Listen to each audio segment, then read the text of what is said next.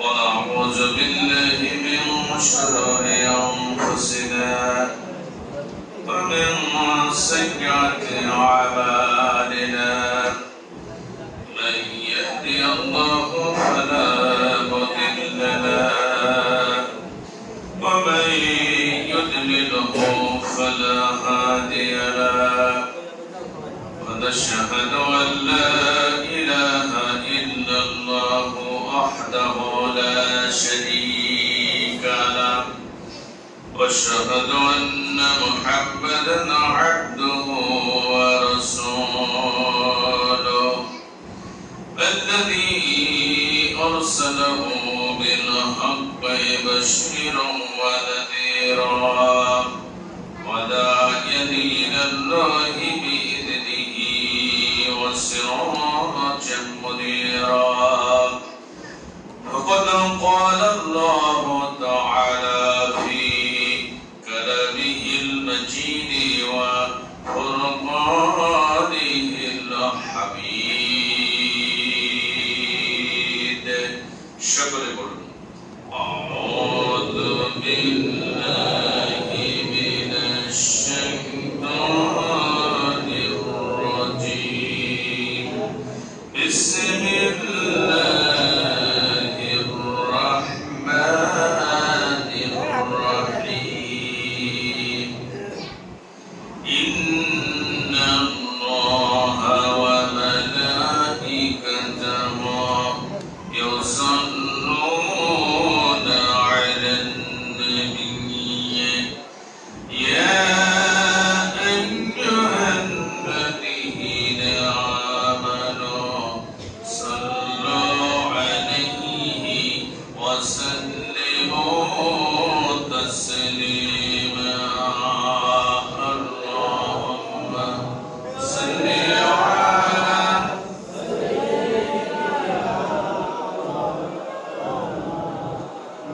وعلى آل سيدنا مولانا মুসলমান ভুলেছ তোমার পরিচয় তোমার শিরাই অমরারি রক্ত বয় তোমার শিরাই অমরারি রক্ত বয় ও মুসলমান ভুলেছ তোমার পরিচয় তোমার শিরাই অমরারি রক্ত বয় তোমার শিরাই অমরারি রক্ত বয় দেশে দেশে তোমার ভাইয়ের খুন ঝরে দেশে দেশে তোমার ভাইয়ের খুন ঝরে সুখের জীবন কাটাও তুমি কি করে সুখের জীবন কাটাও তুমি কি করে ও মুসলমান বলেছ তোমার পরিচয় তোমার শিরাই অমরারি রক্ত বয় তোমার শিরাই অমরারি রক্ত বয় মুসলমানের চোখের পানি ঝরে ঝরে পড়ে শহীদ খুন ঝরে আজ পদ্মা মেঘনার তীরে ওই শোনা যায় অবশেষর করুণার তোনার সব হারিয়ে দুঃখিনী মা করছে ফরিয়াদ এই পৃথিবী ডুবে গেছে পাপের আধারে সুখের জীবন কাটাও তুমি কি করে সুখের জীবন কাটাও তুমি কি করে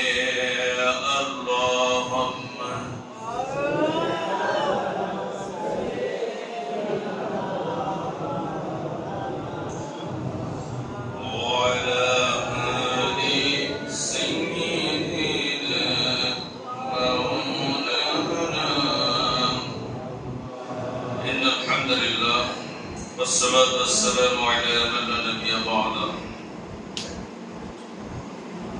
ঐতিহ্যবাহী ভ্রমণ আলী চৌধুরী পড়া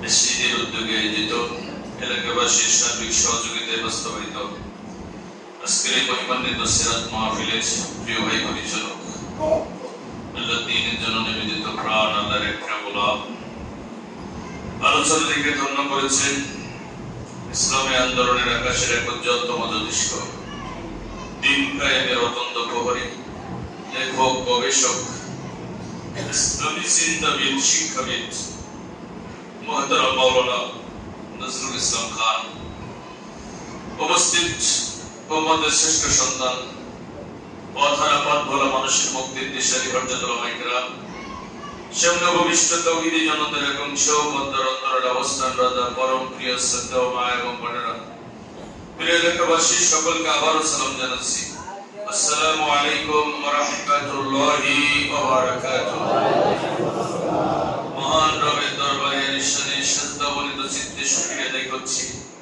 যিনি নব্য জাহিলিয়া সমাজ ব্যবস্থায় জাহিলিয়াতের সতিকা ভাসিয়ে না দিয়ে আল্লাহ রাসূলের সিরাত শোনার জন্য এই জান্নাতি মাহফিলে আমাদের বসার সুযোগ করে দিয়েছেন মনিবের কত দয়া তিনি তৌফিক না দিলে আমরা কি আসতে পারতাম কত মানুষ এই মুহূর্তে চায়ের দোকানে বন্ধুদের সাথে গল্পের আড্ডায় আছে না নাই আবার কত মানুষ হাসপাতালের বিছানায় জীবন মৃত্যুর সন্ধিক্ষণে যন্ত্রণাবিদ্ধ সময় অতিবাহিত করছে আমাদের রব আমাদের সুস্থতার নিয়ামত দিয়ে ধন্য করে দিয়েছেন এই জান্নাতি মজলিসে বসার সুযোগ করে দিয়েছেন এজন্য মনিবের দরবারে সবটুকু আবেগ দিয়ে শুকরিয়া আদায় করছি সকলে বলছি আলহামদুলিল্লাহ প্রিয় নবীর শাহে মদিনায় কলিজা ভরে সালাত সালাম পেশ করছি যিনি আল ইসলামকে ধরির ধরায় প্রতিষ্ঠিত করার জন্য তায়েফের মাটিতে বুকের তপ্ত লৌহ ঢেলে দিয়েছেন খুনদরাউদের ময়দানে দান্দার মোবারক শহীদ করেছেন শিয়াবে আবি তালিবের পাহাড়িয়া জেলখানায় দীর্ঘ 3টি বছর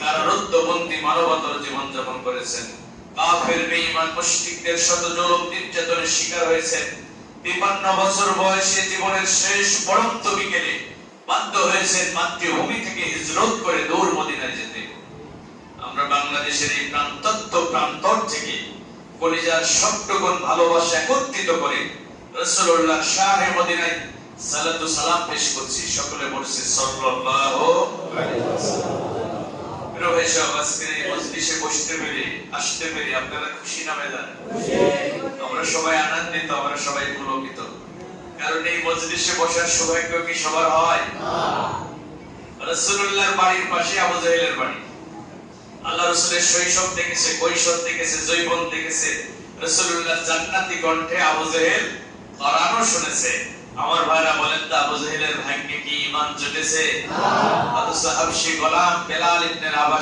ছুটে এসেছে হাজার মাইল পথ পাড়ি দিয়ে পারস্যের সালমান ফারসি ছুটে এসেছে রাসূলুল্লাহর হাতে হাত থেকে কালেমা পড়ে ঈমানের রক্ত পিচ্ছিল পথের দুঃসাহসিক অভিযাত্রী হয়ে গেছে রাসূলুল্লাহর আপন চাচা আবু তালিব 42 বছর রাসূলুল্লাহকে বুকের ভিতরে আগলে রাখার পরও মরার সময় ঈমান নিয়ে মরতে পারেনি এজন্য আমরা যারা আসতে পেরেছি নিঃসন্দেহে আমরা সৌভাগ্যবান এতে কোনো সন্দেহ নাই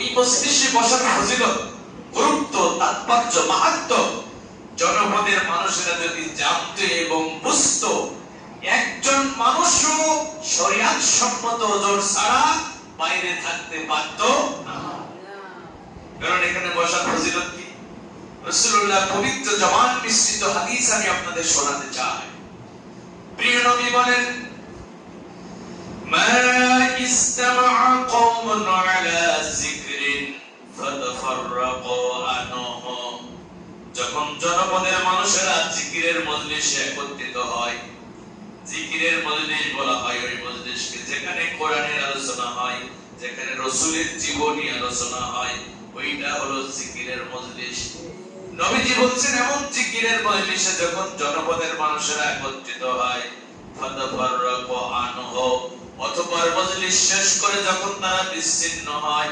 ইল্লা কিলা লাহুম তাদেরকে ডেকে ডেকে বলা হয় কুমু মাগফিরাল্লাকুম ও আল্লাহর বান্দারা তোমরা এখন ওঠো আল্লাহ পাক রব্বুল আলামিন তোমাদের জীবনের সব গুনাহ মাফ করে দিয়েছে। আল্লাহ শুধু তাদের জীবনের গুনাহ মাফ করে দেবেন না, তাদেরকে আরো সুসংবাদ দেয়া হয়, قد بدلت سيئاتكم حسنات। আল্লাহর বান্দারা চায়ের দোকানে বন্ধুদের সাথে গল্পের আড্ডায় মন্ত্রণা থেকে সারাদিনের কর্মব্যস্ততা শেষ করে ক্লান্ত পরিশ্রান্ত দেহ নিয়ে আরামের বিছানায় ঘুমাতে না গিয়ে কোরআনের মহব্বতে, আমার রাসূলের মহব্বতে তোমরা এই মজলিসে বসে সময় অতিবাহিত করেছো, আল্লাহ শুধু তোমাদের জীবনের গুনাহ মাফ করে ক্ষান্ত হবে না, قد بدلت سيئاتكم حسنات। আল্লাহ পাক রব্বুল আলামিন তোমাদের জীবনের গুনাহগুলো পরিবর্তন করে সওয়াবে পরিণত করে দেবে। আর জোরে বলুন সুবহানাল্লাহ। তাহলে খুশি না বেজার? আমি লম্বা সময় বলবো না, যেহেতু রাসূলের সিরাত মাহফিল, আমি আল্লাহ রাসূলের সিরাতের উপরে মৌলিক কিছু কথা বলবো। গতদিন আমি ওই মসজিদে আলোচনা যারা ছিলেন, আমি ওখানে বলেছিলাম যে উম্মত হিসাবে আমাদের করণীয় কি। আমি একটা বিষয়ের উপরে কথা বলছিলাম যে রাসূলের ইত্তেবা করতে হবে, অনুসরণ করতে হবে, তাছাড়া মুক্তির কোনো পথ নাই। মান আতাআনি ফাদাখালাল জান্নাহ, যারা রাসূলের ইত্তেবা করবে তারা জান্নাতে যাবে। ওয়া মান আসানি ফাকাদ আবা, যারা রাসূলের আনুগত্য স্বীকার করবে তারা অস্বীকারকারী উম্মত হবে, আর তারা জাহান্নামে যাবে, তারা জান্নাতে যেতে পারবে না। এই বিষয়টার উপরে আমি কথা বলেছিলাম। আজকে আমি বলবো যে রাসূলের জীবনের উদ্দেশ্য কি ছিল, রাসূলকে আল্লাহ কেন দুনিয়াতে পাঠালেন, রাসূলের জীবনের মিশন এবং ভিশন কি ছিল, রাসূলের দায়িত্ব কি ছিল এবং দায়িত্ব পালনের পদ্ধতিটা কি। এটা আমি একেবারে সরাসরি কোরআনের অথেন্টিক দলিল পেশ করে আপনাদের সম্মুখে উপস্থাপন করার চেষ্টা করব ইনশাআল্লাহ। আমি ব্যক্তিগতভাবে বানায়া মনে করা কোনো কথা আপনাদের বলবো না, কারণ রাসূল হলো, কোরআন হলো থিওরিক্যাল আর রাসূল হলো প্র্যাকটিক্যাল কোরআন, জীবন্ত কোরআন। এজন্য কোরআন থেকে দলিল পেশ করেই রাসূলের সিরাত আমি আপনাদের সামনে তুলে ধরব ইনশাআল্লাহ। তাহলে আমি প্রথমেই বলবো যে রাসূল কেন দুনিয়াতে এসেছিল, রাসূলের জীবনের মিশন এবং ভিশন, রাসূলের জীবনের ইন্টেনশন কি ছিল, রাসূলের জীবনের উদ্দেশ্য কি ছিল, উম্মত হিসাবে এটা জানার দরকার আছে না নাই? আছে। কারণ রাসূলের জীবনের উদ্দেশ্য হবে উম্মতের জীবনের উদ্দেশ্য, রাসূলের দায়িত্বই হবে রাসূলের উম্মতের দায়িত্ব। এখন রাসূলের জীবনের উদ্দেশ্য কি, রাসূল কেন দুনিয়াতে আসলেন? কোরআনুল কারীমে এই ব্যাপারে একই বক্তব্য তিনটা সূরা তিন জায়গায় আল্লাহ দিয়েছেন, তিনটা সূরা তিন জায়গায় দিয়েছেন। আমি দলিল পেশ করছি। 9 নম্বর সূরা 33 নম্বর আয়াত, 48 নম্বর সূরা 28 নম্বর আয়াত, 61 নম্বর সূরা 9 নম্বর আয়াত। আল্লাহ কি বলছেন শুনেন। আল্লাহ পাক রব্বুল আলামিন বলেন, ওয়াল্লাযী আরসালা রাসূলাহু বিল হুদা ওয়া দীনিল হক লিইয়ুযহিরাহু আলা ولو كره المشركون। আল্লাহ বলেন তিনি সেই আল্লাহ যিনি তার রাসূলকে প্রেরণ করেছেন সত্য দিন সহকারে, দ্বীনে হক সহকারে আর হেদায়েত সহকারে। তাফসীরের কিতাবের ভিতরে এসেছে দ্বীনে হক হলো ইসলাম আর হুদা হলো কোরআন। আল্লাহ দুটি জিনিস দিয়ে রাসূলকে দুনিয়াতে পাঠিয়েছেন, একটা হলো দ্বীনে হক ইসলাম আর সাথে দিয়েছেন হেদায়েতের গ্রন্থ কোরআন। রাসূলকে বলে দিয়েছেন, ও রাসূল তোমার জীবনের মিশন এবং ভিশন হবে লিইয়ুযহিরাহু আলা দ্বীনি কুল্লি।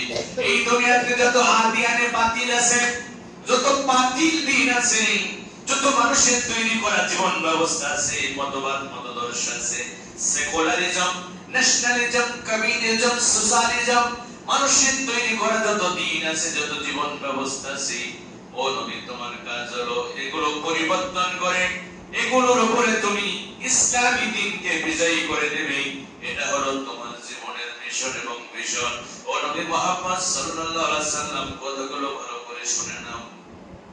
এই মিশন এবং ভিশন, এই উদ্দেশ্য বাস্তবায়ন করা কিন্তু সহজ নয়।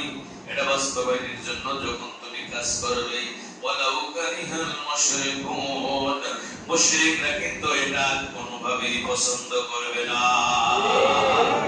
এই ঘোষণা কার? আল্লাহ। রাসূলকে আল্লাহ পাঠিয়েছেন কয়টা দিনে? হেদায়েত এবং দ্বীনে হক। দ্বীনে হক এবং হেদায়েত। দ্বীনে হক কি? ইসলাম। বলেন দ্বীনে হক কি? ইসলাম। আর হুদা হলো কোরআন। হুদা হলো কোরআন। দ্বীনে হক হচ্ছে ইসলাম। ইসলাম ছাড়া কোন দ্বীন আল্লাহর কাছে গ্রহণযোগ্য হবে না। ইন্নাদ দীনা ইনদাল্লাহিল ইসলাম, আল্লাহর কাছে একমাত্র মনোনীত দ্বীন হলো ইসলাম।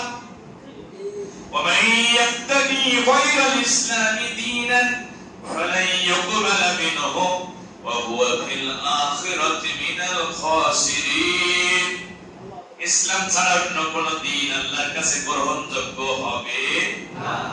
আল্লাহ বলেন আমার দেয়া ইসলাম বাদ দিয়ে অন্য কোন দ্বীন যারা গ্রহণ করবে তাদের কোন আমল আল্লাহর কাছে গ্রহণযোগ্য হবে না, বরং আখিরাতের অনন্তকালের জীবনে তারা ক্ষতিগ্রস্ত হবে। ঘোষণাকার আল্লাহ। এখন দ্বীন মানে কি? দ্বীন মানে জীবন ব্যবস্থা, জীবন পরিচালনার যে পদ্ধতি, এটাকে দ্বীন বলা হয়। রাষ্ট্র ব্যবস্থা, জীবন ব্যবস্থা, এটা হলো দ্বীন। এই দ্বীনের নাম কি? ইসলাম। বলেন এই দ্বীনের নাম কি? ইসলাম ছাড়া অন্য দ্বীনকে আল্লাহ গ্রহণ করবে না। এই যে ইসলামী শরিয়া রাসূলুল্লাহ এনেছেন, এছাড়া অন্য যত দ্বীন পৃথিবীতে আসে, রাসূলুল্লাহর আনিত দ্বীন যদি কেউ গ্রহণ না করে আর কোন আমল আল্লাহর কাছে গ্রহণযোগ্য হবে না, সে জান্নাতেও যেতে পারবে না। কেউ যদি মনে করে যে না, আমরা যে দ্বীনের অনুসরণ করছি এই দ্বীনের অনুসারীরা যেমন জান্নাতে যাবে, অন্য দ্বীনের অনুসারীরাও জান্নাতে যাবে, তাহলে সে কাফের হয়ে যাবে। কারণ আল্লাহ বলছে ইসলামী দ্বীন ছাড়া অন্য কোন দ্বীন আল্লাহর কাছে গ্রহণযোগ্য হবে না। ভাইরা আমার, এই দ্বীনকে বিজয়ী করা রাসূলের জীবনের উদ্দেশ্য ছিল। এটা কে বলছেন? আল্লাহ। বলছে আমি রাসূলকে পাঠাইছি সত্য দ্বীন আর হেদায়েতের গ্রন্থ কোরআন দিয়ে। রাসূলের জীবনের উদ্দেশ্য হলো এই দ্বীনকে তিনি বিজয়ী করে দেবেন সকল বাতিল দ্বীনের উপরে। আর ইসলাম ছাড়া যত দ্বীন, যত জীবন ব্যবস্থা পৃথিবীতে আছে, এগুলো বাতিল না হক? এই বাতিল দ্বীনের কবর রচনা করে রাসূল এই কবরের উপরে ইসলামী দ্বীনের পতাকা উত্তোলনের জন্য দুনিয়াতে এসেছে। কথা বলুন ঠিক? এখন এই উদ্দেশ্য নিয়ে রাসূল দুনিয়াতে এসে কি বসেছিলেন? না। ভাইরা আমার, তিনি যখন আল্লাহ পাক রব্বুল আলামিন যখন তাকে এই দ্বীন প্রচারের জন্য অর্ডার দিলেন, নির্দেশ দিলেন, আর তিনি যখন সাফা পাহাড়ের পাদদেশে মক্কার সমস্ত মানুষদেরকে ডাকলেন, ডাক দিয়ে বললেন ইয়া আইয়ুহান নাস, হে মানব মণ্ডলী, কুলু, তোমরা বলো লা ইলাহা ইল্লাল্লাহ, আল্লাহ ছাড়া কোনো ইলাহ নাই, আল্লাহ ছাড়া কোনো উপাস্যবান, ইবাদতবান, যোগ্য কোনো ইলাহ নাই। এই ঘোষণা যখন নবী দিলেন, বলেন তোমরা যদি এটা মেনে নাও তুফলিহুন, সফলকামী হয়ে যাবে। এই যে দাওয়াত রাসূলুল্লাহ যখন দিলেন দ্বীন বিজয়ী করার জন্য, বলেন তো মক্কার মানুষেরা কি ফুলের মালা দিয়ে আল্লাহ রাসূলকে বরণ করে নিয়েছে? বরং পাথর মেরে রাসূলের মাথা ফাটাইয়া দেয়া হলো, রাসূলকে পাগল বলা হলো, গণক ঠাকুর বলা হলো, জাদুকর বলা হলো। রাসূলের সাথে তায়েফের মাটি ধরে এমন আচরণ করলো, পাগলের সাথেও মানুষেরা এমন আচরণ করে না। দ্বীনের দাওয়াত রাসূলুল্লাহ যতদিন দেয় নাই, ততদিন রাসূলুল্লাহ আলামিন as-সাদিক। আচ্ছা বলেন তো, রাসূলুল্লাহকে আলামিন উপাধি কারা দিয়েছে? যারা রাসূলকে পাথর মেরে রক্তাক্ত করলো দ্বীনের দাওয়াত দেওয়ার পরে, তারাই কিন্তু রাসূলকে আলামিন সার্টিফিকেট দিয়েছে। মুহাম্মদের মতো ভালো মানুষ হয় না, তারা তাদের অর্থ সম্পদ আল্লাহ রাসূলের কাছে গচ্ছিত রেখেছে। কিন্তু মুহাম্মদ সাল্লাল্লাহু আলাইহি সাল্লাম যখন দ্বীনে হকের দাওয়াত দিয়েছে, এই ভালো মানুষরা ওদের দানের দুশমন হয়ে গেছে। কথা বলেন একটু রাসূলের জীবনের সাথে নিজের জীবনটা মিলিয়ে নেবেন। রাসূলের জীবনের উদ্দেশ্য ছিল দ্বীনের বিজয়। জোরে বলেন আমার জীবনের উদ্দেশ্য কি? সবাই বলেন, সবাই বলেন। আমরা রাসূলের উম্মত না? তাহলে আমাদের জীবনের উদ্দেশ্য কি? এই জন্য যখন থেকে বুঝতে শিখেছি, দ্বীনে হক বুঝেছি, রাসূলের সিরাত বুঝেছি, সারা দেশে যত জায়গায় গেছি দ্বীন বিজয়ী করার জন্য আমি কথা বলেছি। বাতিলের রক্ত চক্ষুকে পরোয়া করে নাই, জেল জুলুম মামলা হামলা অত্যাচারের স্টিমরোলারকে পরোয়া করে নাই। কারণ কারণ আমার আল্লাহ যদি হাসরের ময়দানে আমার ডাকতে বলে, এর হাসান আল মামুন, আমার রাসূলের জীবনের উদ্দেশ্য ছিল দিন বিজয় করা, বলতো তোর জীবনের উদ্দেশ্য কি ছিল? আমি যেন আমার রবের আদালতে দাঁড়ায়া বলতে পারি, রব্বুল আমিন, তোমার রাসূলকে যে উদ্দেশ্যে দুনিয়াতে পাঠিয়েছিলে দিন বিজয় করার জন্য, আমিও সারা দেশে যত জায়গায় গেছি, যত জায়গায় কথা বলেছি, আমার জীবনের মিশন ভিশন, আমার জীবনের আশা স্বপ্ন সবকিছু তোমার দ্বীনকে কেন্দ্র করে আবর্তিত হয়েছে। আমিও তোমার দ্বীনকে বিজয় করার জন্য স্বপ্ন লালন করেছি। ওই স্বপ্ন বাস্তবায়নের জন্য আমি আমার জান মালের কুরবানি করে আমি প্রাণান্তকর চেষ্টা চালিয়ে গেছি। এটা যেন আমি আমার আল্লাহর আদালতে দাঁড়াইয়া বলতে পারি। এজন্য ভাইরা, আমার রাসূলের উম্মত যারা হবে, অবশ্যই দ্বীন বিজয় করা তাদের জীবনের মিশন হতে হবে। আচ্ছা ভাই, দ্বীন কার? আল্লাহর। দ্বীন কি কোনো দলের? তাহলে আল্লাহর দ্বীন বিজয় করার জন্য রাসূল এসেছে, তাহলে উম্মতেরও জীবনের উদ্দেশ্য হবে দ্বীনের বিজয়। রাসূলুল্লাহ দ্বীন বিজয় করার জন্য চেষ্টা করলেন। আল্লাহ বলছেন, মুহাম্মদ সাল্লাল্লাহু আলাইহি ওয়াসাল্লাম, ভালো করে শোনো, ওরা তোমারে আলামিন বলে, as-সাদিক বলে, তোমারে ভালো মানুষ বলে, কিন্তু দ্বীন বিজয় করার চেষ্টা করলে এখন ওরা সহ্য করবে না, ওরা পছন্দ করবে না। কারা তারা? দ্বীনের বিজয় চাইবে না তারা। ওয়ালাউ কারিহাল মুশরিকুন, মুশরিক যারা, ভাই একটু ভালো করে বলুন, মুশরিক না, ওয়ালাউ কারিহাল মুশরিকুন, দ্বীনের বিজয় হোক এটা চাইবে না দুই শ্রেণীর মানুষ। কয় শ্রেণীর মানুষ? জোরে বলেন। একটা হলো কাফের আর একটা হলো মুশরিক। একটা হলো কাফের আর একটা হলো, এই আয়াতের আগের আয়াতে আল্লাহ বলছেন, ইউরিদুনা লিইউতফিউ নূরাল্লাহি বিআফওয়াহিহিম ওয়াল্লাহু মুতিম্মু নূর ওয়ালাউ কারিহাল কাফিরুন। এই ঘোষণাটা আল্লাহ বলছেন, আমি ওই কাফেররা চাই মুখের প্রতি ইসলামের প্রদীপকে নিভিয়ে দিতে, ইসলাম যাতে প্রজ্বলিত না হয়, ইসলাম যাতে দুনিয়ার প্রতিটা মিনারে মিনারে, দুনিয়ার প্রতিটা জনপদে যাতে বিজয়ী না হয়, এটা কাফেররা কখনো চাইবে না। বরং কাফেররা চাইবে ইসলামের দীপ শিখাকে নিভিয়ে দিতে। আল্লাহ বলছে, আল্লাহু মুতিম্মু নূরিহি ওয়ালাউ কারিহাল কাফিরুন, আমি ইসলামের বিজয় প্রদীপকে সারা দুনিয়াতে জ্বালিয়ে দেব, ওয়ালাউ কারিহাল কাফিরুন, কাফেররা যতই অপছন্দ করুক না কেন। ইসলাম বিজয়ী হোক, কাফেররাও চাইবে না, মুশরিকরাও চাইবে না। তাহলে আজ ওরা মুসলমানদের ভিতরে ইসলামের বিজয় চাই না, দ্বীনের বিজয় চাই না, তারা মুসলিম নামধারী কাফের মুশরিক ছাড়া আর কিছু হতে পারে না। ওরা মুসলমানের আদলে মুশরিক, ওদের বাহ্যিকটা মুসলিম, ভিতরটা কাফের।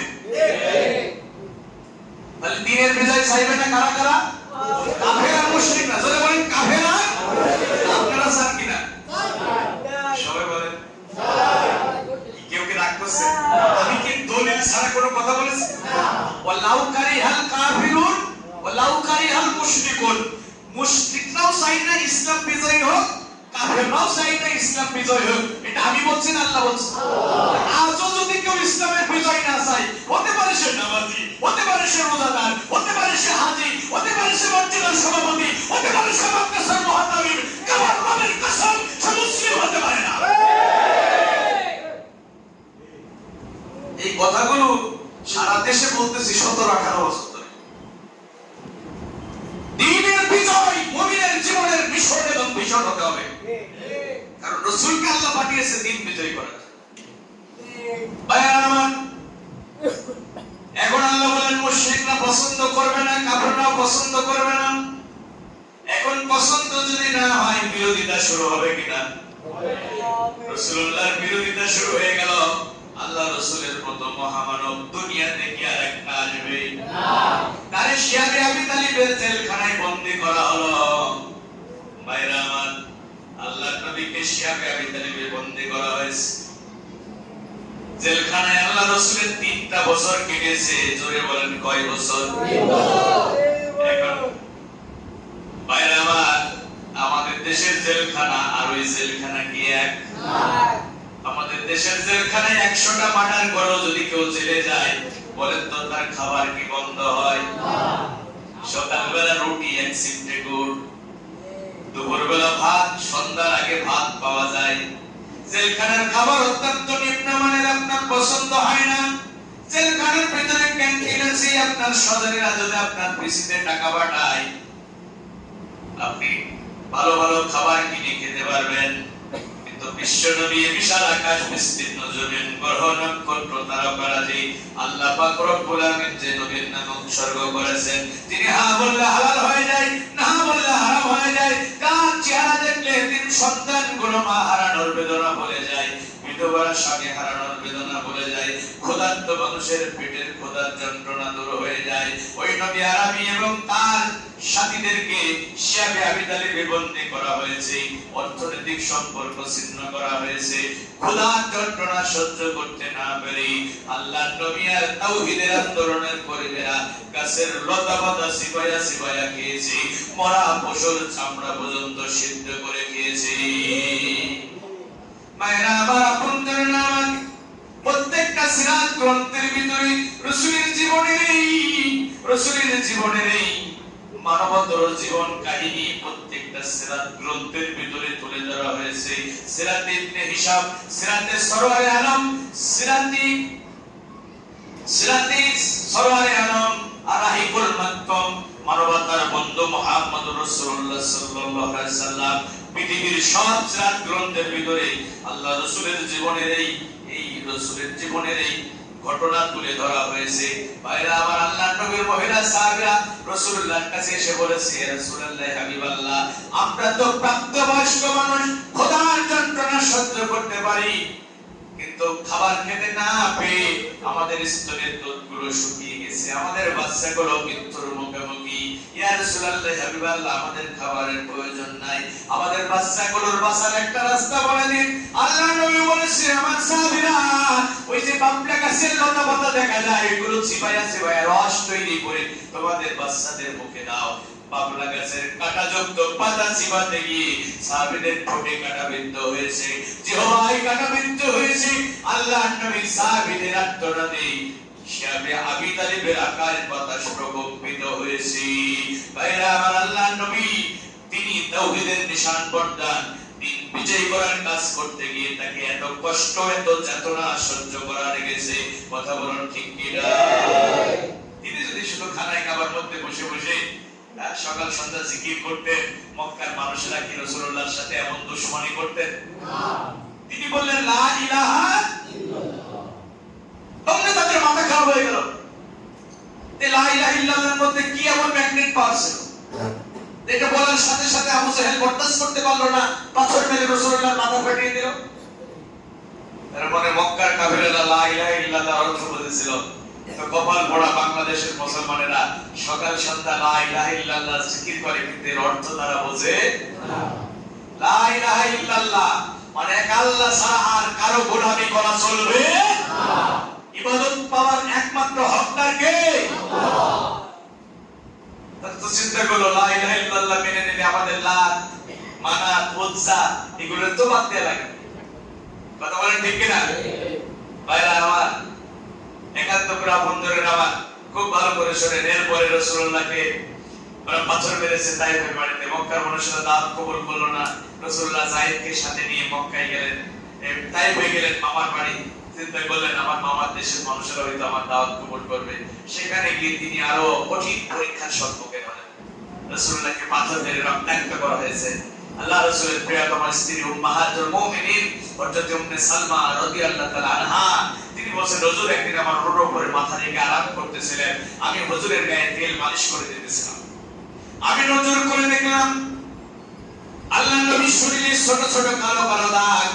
বললাম, ইয়া রাসূলুল্লাহ হাবিবাল্লাহ, আপনার গায়ে কি বসন্ত হয়েছিল? এই ছোট ছোট দাগগুলো কোথা থেকে আসলো? নবী আমার বলেন, উম্মে সালমা রে, বসন্ত নামক কোন ব্যাধি কোনদিন আমার আক্রান্ত করে নাই। এই পৃথিবীর মশা মাছি পর্যন্ত কোনদিন আমি নবীর শরীরে বসে নাই। আমি যেদিন তাইফের মানুষের কাছে তাওহীদের দাওয়াত নিয়ে গিয়েছিলাম, দ্বীনে হকের দাওয়াত নিয়ে গিয়েছিলাম, ওরা তো দাওয়াত কবুল করলো না, বরং ক্লান্ত পরিশ্রান্ত ক্ষুধার্ত দেহ নিয়ে আমি আমার যায়েদকে সাথে নিয়ে ফিরে আসতেছিলাম। ওরা তো এমনি এমনি ফিরে আসতে দিল না, দুষ্ট বালকদের আমার পিছনে নিয়ে দিল, ওরা পাথর মেরে মেরে আমাকে রক্তাক্ত করেছে, আমি জ্ঞান হারায় ফেলেছি, আমার সমস্ত শরীর ক্ষত বিক্ষত হয়েছে। ওই যে তায়েফের বালকগুলো আমি মুহাম্মদের শরীরে পাথর মেরেছিল, ওই পাথরের দাগগুলো আজ আমি নবীর শরীরে স্পষ্ট হয়ে রয়েছে। উম্মে সালমা বলেন, হুজুর আমার রুরু পরিবারের মাথা রেখে ঘুমিয়ে পড়লেন, আমি নজর করে কোণে কোণে দেখলাম, তখন পর্যন্ত আমার রাসূলের শরীরে এক নয় দুই নয় 632 খানা পাথরের দাগ স্পষ্ট হয়ে রয়েছে। ইসলামের জন্য, দ্বীনে হককে বিজয় করার জন্য আমার রাসূলকে এত কষ্ট করা লেগেছে। ভাইরা আমার, এক নয় দুই নয় 27টা যুদ্ধের চিফ কমান্ডারের দায়িত্ব রাসূলুল্লাহকে পালন করতে হয়েছে। 54 বছর বয়সে মাতৃভূমি থেকে বিতাড়িত হওয়া লেগেছে। কথা বলুন ঠিক কিনা? যারে তোরা চিনলি ওরে, যারে তোরা চিনলি ওরে, মিষ্টি খাওয়ার সুন্নাতে, আরে তোরা দেখলি না রে বদর উহুদ খন্দকি, যারে তোরা চিনলি ওরে, যারে তোরা চিনলি ওরে, মিষ্টি খাওয়ার সুন্নাতে, আরে তোরা দেখলি না রে বদর উহুদ খন্দকি। ভাইরা আমার, আপনজন আমার, মাতৃভূমিতে রাসূলুল্লাহ জায়গা হয় নাই। 53 বছর বয়সে রাসূলুল্লাহ মাতৃভূমি ছাড়তে বাধ্য হয়েছে। কথা বলেন। রাসূলুল্লাহকে এত জুলুম, এত নির্যাতন, এত উপবাস চালাইয়া যখন তাওহীদের দাওয়াত বন্ধ করা গেল না, কত অপমান তারা রাসূলুল্লাহকে দিয়েছে। ও মুহাম্মদ, তুমি যদি চাও আরবের সুন্দরী রমণী তোমার হাতে তুলে দেওয়া হবে, তুমি বাড়ি চাইলে তোমার বাড়ি দেওয়া হবে, তুমি রাজত্ব চাইলে তোমার রাষ্ট্রপতির আসনে বসাইয়া দেওয়া হবে, নেতৃত্ব চাইলে নেতৃত্ব দেওয়া হবে, সম্পদশালী হইতে চাইলে আরবের সবচেয়ে ধনাঢ্য ব্যক্তিকে তোমাকে পরিণত করে দেব। ও মুহাম্মদ, লা ইলাহা ইল্লাল্লাহ দাওয়াত বন্ধ করো। রাসূলুল্লাহ কি দাওয়াত বন্ধ করেছে? না। এক হাতে চন্দ্র, এক হাতে সূর্য এনে দিল, আমি এই দাওয়াত বন্ধ করব না, কারণ আমার আল্লাহ আমাকে দুনিয়াতে পাঠিয়েছে এই দ্বীনের দাওয়াত, এই দ্বীনকে বিজয়ী করার জন্য, এই মহান মিশন বাস্তবায়ন করার জন্য আল্লাহ আমাকে দুনিয়াতে পাঠিয়েছে। সুতরাং যতদিন মিশন বাস্তবায়ন না হবে আমি মুহাম্মদ থামব না। ভাইরা আমার, অভাব তখন এসেছে, এখন আছে না নাই? সুন্দরী নারী অর্থ নেতৃত্ব দিয়ে আল্লাহ রাসূলকে থামানোর জন্য চেষ্টা করেছে। রাসূলুল্লাহ কি নেতৃত্বের কাছে তিনি বিক্রি হয়ে গেছেন? না। সম্পদের কাছে বিক্রি হয়েছে? না। রাসূল বলে যারা দাবি করে, বর্তমান প্রেক্ষাপটে যখন ইসলামের বিজয়ের একটা সম্ভাবনা আমরা দেখতে পাচ্ছি, একদল আলেমরা নেতৃত্বের মোহে তারা বাতিলের সাথে আঘাত করছে। এই বিষয়টা রাসূলুল্লাহ বলেন, যেটা দেয়া সম্ভব সেটা যদি দাও, আর যেটা না দেয়া সম্ভব, আজকে আকাশের চন্দ্র যদি আমার হাতে এনে দাও, তাও আমাকে থামানো যাবে না। দিন বিজয়ী যতদিন হবে না ততদিন আমি থামবো। আমাদের একই বক্তব্য, একই বক্তব্য আমাদের। যতদিন আল্লাহর দ্বীনকে আমরা এই জমিনে বিজয়ী করতে না পারবো, সমস্ত মতাদর্শের নামগ্রহণকে নস্যাৎ করে ইসলামী দ্বীন যতদিন আমরা বিজয়ী করতে না পারবো, আমরা রাসূলের উম্মতেরা আমাদের কোনোভাবেই থামানো যাবে না।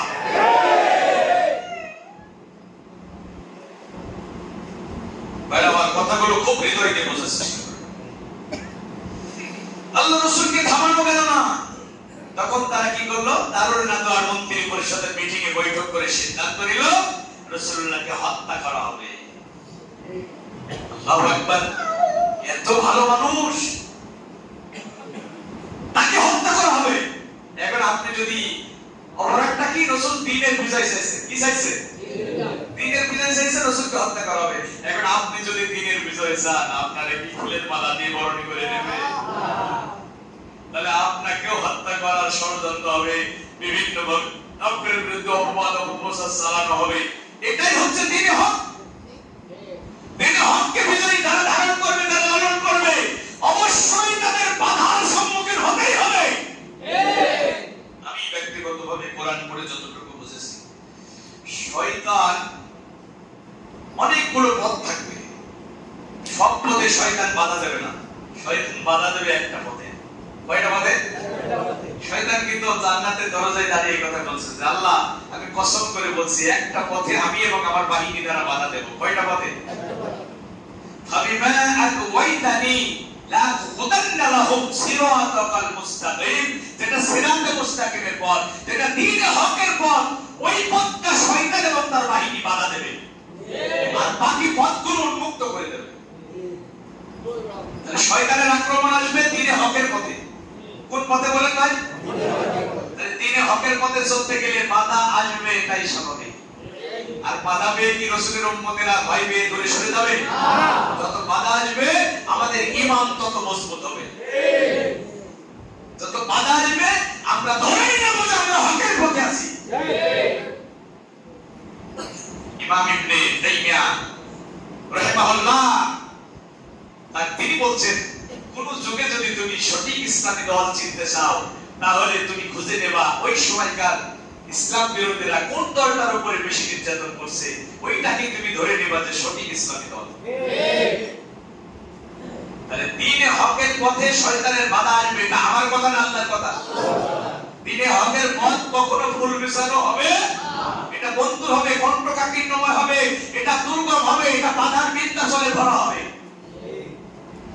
দেখেন কোন ভাবে যখন রাসূলুল্লাহকে থামানো গেল না, এবার তারা সিদ্ধান্ত নিল আল্লাহ রাসূলকে হত্যা করবে। ওদের এই ষড়যন্ত্রের কথা কোরআনুল কারীমে আছে না? সূরা আনফাল 30 নম্বর আয়াত আল্লাহ পাক রব্বুল আলামিন বলেন ওয়াইয ইয়ামকুরু বিকাল্লাযীনা কাফারু লিয়ুসবিতুকা আও ইয়াকতুলুকা আও ইউখরিজুকা ওয়া ইয়ামকুরুনা ওয়া ইয়ামকুরুল্লাহ ওয়াল্লাহু খায়রুল মাকিরিন। রাসূল বলেন আল্লাহু আকবার। স্মরণ করো এই সময়ের কথা। কে বলছেন? আল্লাহ। স্মরণ করো রাসূলের উম্মতেরা, ওই সময়ের কথা স্মরণ করো। জিকির গাছার আল্লাহর বান্দারা ওই সময়ের কথা স্মরণ করো যে সময় দারুন নাদওয়ার মন্ত্রী পরিষদের মিটিংয়ে কাফিররা বৈঠক করে সিদ্ধান্ত নিল রাসূলকে ওরা জেলখানায় বন্দী করবে, আও ইয়াকতুলুকা অথবা রাসূলকে হত্যা করবে, আও ইউখরিজুকা অথবা রাসূলকে মাতৃভূমি থেকে বের করে দেবে। তবে সর্বসম্মতিক্রমে সিদ্ধান্ত হলো ওরা এখন রাসূলকে হত্যা করে ফেলবে। কাকে হত্যা করবে? বিশ্বনবী। তিনি কি চুরি করেছেন? ডাকাতি? মানবতা বিরোধী অপরাধ? তিনি কি কারো পাকা ধারে বই দিয়েছেন? আর অপরাধ একটা। কয়টা? 3 বিজয় চাইছে। কিসের বিজয়? আরে আমার বারবার মনে পড়ে কোরআনের বুলবুলি আল্লামা সাঈদী। তিনি শুধু জামাত ইসলামের সম্পদ না, তিনি বিশ্ব মুসলিম উম্মাহর সম্পদ ছিলেন। তিনি যদি দিন বিজয় করার আন্দোলন না করে খানকা শরীফ খুলে পীর মুরিদি করতেন তো বাংলাদেশের সবচেয়ে বড় পীর হতো আল্লামা সাঈদী। তারে হত্যা করার জন্য তারা বাতিলের সিদ্ধান্ত নিল। যখন দেখলো অবস্থা বেগতিক, তারে ফাঁসি না দিয়া জেলখানায় বন্দী করে রাখলো, আমৃত্যু কারাদণ্ড দিল। শেষ পর্যন্ত দেখলো অবস্থা ভালো না, কি হলো? চিকিৎসার নামে প্রহসন করে আল্লাহর বান্দাকে হত্যা করা হলো। রাসূলুল্লাহর মতো মহামানব তাকে হত্যা করার সিদ্ধান্ত নিচ্ছে, এটা আমার কথা না আল্লাহর কথা? আল্লাহর কোরআনের মধ্যে কি কোনো মিথ্যা কথা আছে? আল্লাহ বলেছেন আমার রাসূলকে হত্যা করার সিদ্ধান্ত নিলাম, আমি আমার রাসূলকে মদিনার প্রেসিডেন্ট বানানোর সিদ্ধান্ত নিলাম। সুবহানাল্লাহ বলেন। ওরা আমার রাসূলকে হত্যা করার ষড়যন্ত্র করলো, আমি আল্লাহ পরিকল্পনা করলাম আমি আমার রাসূলকে মদিনার প্রেসিডেন্ট বানায়া দেব। আল্লাহ যদি সিদ্ধান্ত নেয় বলেন তো এই সিদ্ধান্ত কি কেউ ঠেকাতে পারে? আমি তো স্পষ্ট কোরআনের পাতায় দেখতে পাচ্ছি আগামী বাংলাদেশ হবে ইসলামের বাংলাদেশ। আল্লাহ এটা সিদ্ধান্ত নিয়েছেন ওনুরিদু আন নাকুন্না আলাল্লাযিনা ইসতুদঈফু ফিল আরদ, যে দলটাকে জুলুম করে নির্যাতন করে দুর্বল করে রাখা হয়েছিল, আল্লাহ বলেন আমি সংকল্প করলাম ওই দুর্বল দলটাকে আমি অনুগ্রহ করব। ওয়ানাজআলাহু মাইম্মাতাও ওয়ানাজআলাহু মুওয়ারিসিন, আমি তাদের জমিনে নেতৃত্ব দেব, আমি তাদেরকে এই জমিনে জমিনের ওয়ারিস বানিয়ে দেব অনুমাক্কিনা লাহুম ফিল আরদ আর আমি আল্লাহর চূড়ান্ত সিদ্ধান্ত হলো এই জমিনের রাষ্ট্র ক্ষমতায় তাদের প্রতিষ্ঠিত করব এই সিদ্ধান্ত কার আমি সূরা কাসাসের ভিতরে দেখতে পাচ্ছি আগামী দিনের সূর্য ইসলামের সূর্য আল্লাহ সিদ্ধান্ত নিচ্ছে রাসূলকে মদিনার প্রেসিডেন্ট বানাবে কাফিররা ঠেকাতে পারবে না দুনিয়ার কোন শক্তি আল্লাহর সিদ্ধান্তকে ঠেকাতে পারবে না আল্লাহ বলল মুহাম্মদ সাল্লাল্লাহু আর মক্কায় থাকা যাবে না মদিনার পথে রওনা দাও রাসূলুল্লাহ মদিনার পথে রওনা দিচ্ছেন আবু বকরকে সাথে নিয়ে 53 বছর বয়স মাতৃভূমি ছেড়ে রাসূল চলে যাচ্ছেন বারবার কাবার দিকে তাকাচ্ছেন আমার প্রিয় মাতৃভূমি আমার কাবা আমি তোমারে কতই না ভালোবাসি সজাতের মানুষেরা যদি দুশমনি না করত আমি কখনোই তোমাকে ছেড়ে যেতাম আল্লাহ নবীকে ডাকতে আল্লাহ বলেন ও মুহাম্মদ মদিনার মক্কা থেকে মদিনার পথে রওনা দিয়েছো আমি আল্লাহর সিদ্ধান্ত নিয়েছি তোমাকে মদিনার প্রেসিডেন্ট বানাবো একটা দোয়া আমি তোমারে শিখায়া দিচ্ছি রাসূলুল্লাহ দোয়াটা পড়েছেন কোরআনুল কারীমে ওই দোয়াটা আছে না নাই وقل ربي ادخلني مدخل صدق واخرجني مخرج صدق واجعلني من لدنك سلطانا نصيرا ঘর থেকে সত্য রূপে বের করে আমার রব আমাকে সত্যের উপরে প্রতিষ্ঠিত রাখো দিন বিজয় করার যে মহান জিম্মাদারি দায়িত্ব যে মিশন আমার কাঁধে চাপিয়ে দিয়েছো 13 বছর চেষ্টা করেছি মক্কার মানুষের দাঁড়ে দাঁড়ে ঘুরেছি দিন বিজয় হয় নাই বরং কাবা থেকে 360টা মূর্তি বের করতে পারে নাই মানবতার মাসলুম মানবতার মুখে হাসি ফোটাতে পারে নাই সুদ বন্ধ হয় নাই জিনা বন্ধ হয় নাই নারীর অধিকার প্রতিষ্ঠিত হয় নাই অধিকার হারা মানুষের অধিকার ফিরিয়ে দিতে পারে নাই আল্লাহ কোন মদিনার পথে রওনা দিয়েছি তোমার কাছে আবার ফরিয়াদ ওয়াজআলনি মিন লাদুনকা সুলতানান নাসীরা আল্লাহ তুমি আমাকে দিক বিজয় করার জন্য রাষ্ট্র ক্ষমতায় অধিষ্ঠিত করো একটু জোরে বলা যাবে কি সুবহানাল্লাহ রাসূলের দোয়া কবুল হয়েছে মদিনায় যাওয়ার সাথে সাথে লোকেরা ম্যান্ডেটে রাসূলকে প্রেসিডেন্ট বানিয়েছে আল্লাহর নবী একদিকে মসজিদে নববীর ইমাম আর একদিকে মদিনার প্রেসিডেন্ট দিক বিজয় হয়েছে এখন তিনি রাষ্ট্রপতি আকাশ থেকে আল্লাহ চোরের হাত কাটার আইন পাস করলেন নাজিল করলেন কিসাসের আইন নাজিল করলেন হদ জারি করলেন রজমের আয়াতগুলো নাজিল করলেন একটা করে আল্লাহ নবী প্রেসিডেন্ট হিসেবে সেগুলো বাস্তবায়ন করেছেন তার মানে যদি রাষ্ট্র ক্ষমতায় অধিষ্ঠিত না হওয়া যায় দিন বিজয়ী করা সম্ভব নয় এখন আপনারা যে যাই বলেন না কেন আমরা রাষ্ট্র ক্ষমতায় যেতে চাই না আমরা ইসলামকে রাষ্ট্র ক্ষমতায় নিতে চাই কথা বলেন ঠিক কিনা আমরা কোরআনকে রাষ্ট্র ক্ষমতায় নিতে চাই আমাদের কথা হলো দ্বীনের বিজয় মানে কি যে ব্যক্তি জীবন থেকে আন্তর্জাতিক জীবন সব চলবে আল্লাহর দ্বীনের বিধানের আলোকে মসজিদে যেমন সালাত আদায় হবে দ্বীনের আলোকে হজ হবে যেমন দ্বীনের বিধানের আলোকে রোজা রাখবো যেমন দ্বীনের বিধানের আলোকে সমাজ রাষ্ট্র কোর্ট কাছারও দ্বীনের বিধানের আলোকে পরিচালিত হবে এটা আপনারা চান না জোরে বলেন সবাই চান যারা চাই না তারা কি কাফেরা যারা চাই না তারা কি এটা কে বলেছে আমি বলেছি ইমাম সাহেব বলেছে জিজ্ঞাসা করেছে কেন্দ্রীয় মসজিদের ইমাম বলেছে কে বলেছে লাউ কারিহাল কাফিরুন ওয়া লাউ কারিহাল মুশরিকুন মুশরিকরাও চাই না কাফেররাও চাই না আপনারা কি কাফের মুশরিক হতে চান আমরা ঈমানদার হয়ে রাসূলের উম্মত হয়ে আল্লাহর আদালতে দাঁড়াতে চাই সবাই দিন বিজয় হোক এটা চান না সবাই চান তো দিনের বিজয় যারা চায় শুনেন দিনের বিজয় যারা চায় তারা ঈমানদার যারা চায় না তারা কাফের অথবা মুশরিক আর যারা চুপ থাকে তারা মুনাফিক দিন বিজয়ী হবে এটা মুমিনের জীবনের মিশন এবং মিশন আর চুপ থাকলে মুনাফিকি বিরোধিতা করলে কুফরি দিন বিজয় করার জন্য চেষ্টা করা ফরজ বিরোধিতা করা কুফরি চুপ থাকা মুনাফিকি আমি আবার বলছি মুখস্থ করে নেন দিন বিজয় করার জন্য চেষ্টা করা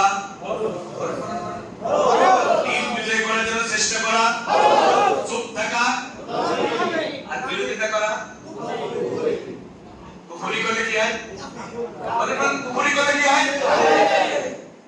কথা ক্লিয়ার বুঝতে পারছেন? রাসূলের একজন সাহাবী দেখাতে পারবেন যে দিন বিজয় করার জন্য চেষ্টা করে নাই?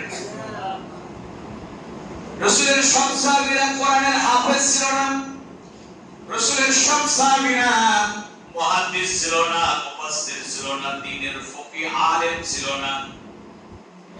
আরে মুফাসসির ছিল আব্দুল ইবনে আব্বাস, ফকিহ ছিল আব্দুল ইবনে মাসউদ, মুহাদ্দিস ছিল আবু হুরায়রা।